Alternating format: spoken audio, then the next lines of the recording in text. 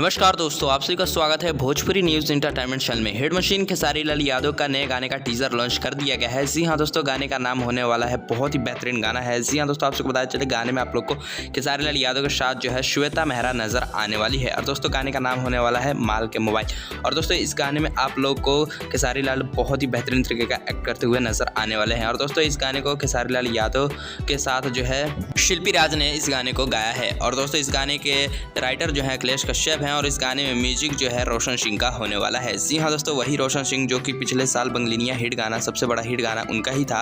और टेम्पो के ड्राइवर भी इन्होंने ही गाने में म्यूजिक दिया था। तो फिलहाल दोस्तों जो हिट जोड़ी वापस लौट कर आ चुकी है, अखिलेश कश्यप का लिखा हुआ गाना है और म्यूजिक रोशन सिंह का होने वाला है।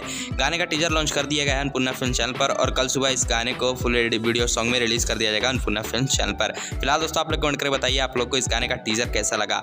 और दोस्तों जैसे ही गाना आएगा तो आप लोग गाने को लेकर कितने ज़्यादा एक्साइटेड है कमेंट में जरूर बताइएगा। अगर वीडियो पसंद आया हो तो वीडियो को एक लाइक जरूर करें और भी हिट मशीन के साथ लाल से जुड़ी हर अपडेट जानने के लिए भोजपुरी न्यूज़ इंटरटेनमेंट चैनल को जरूर सब्सक्राइब करें। तो मिलते हैं साथ अगले वीडियो में। जय हिंद।